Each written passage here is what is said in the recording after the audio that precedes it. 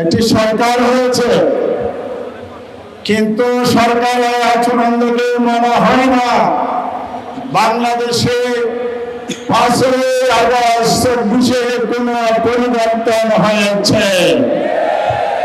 সরকারের আচরণ দেখে মনে হয় না শেখ হাসিনা ভারত পালিয়ে গেছে, ফ্যাসিবাদের পতন হয়েছে, নতুন সরকার গঠিত হয়েছে, এটা মনে হয় না।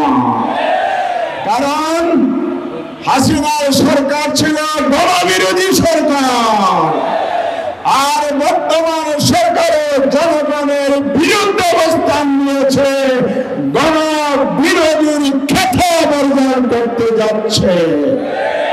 বাংলাদেশের সংবিধান, পার্লামেন্টে ওনারা জিকির করেন, তসবিহ করেন, সংবিধান সংবিধান সংবিধান, কথা কি ঠিক?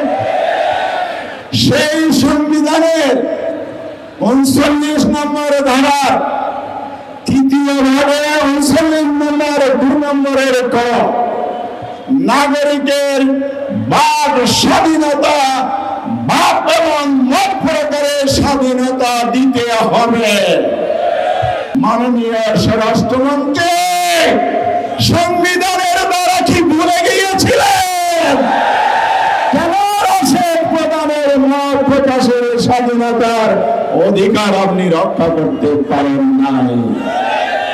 আমরা আন্দোলন করছি, সমন্বয়ের কথা বলার আন্দোলন করছে নিয়মতান্ত্রিক ভাবে। এই আন্দোলনকে কি চোখ রাঙিয়ে দমন করতে পারবে? বাংলার জনগণ ঐক্যবদ্ধ, ফ্যাসিবাদের আমলের মতো রাজপথে যদি মোকাবেলা করতে আসেন, এই জনগণ তার বিরুদ্ধে প্রতিরোধ করবে। ইউএফটি ফার্স্টের সাথে ট্রেড করুন যে কোনো জায়গা থেকে। ক্যাম্পাসে ক্লাসের ফাঁকে, ঢাকার জ্যামে বসে কিংবা ঘরে বসে, ট্রেডিং এখন হাতের মুঠোয়। তাই ট্রেড করুন যখন খুশি, যেখানে খুশি।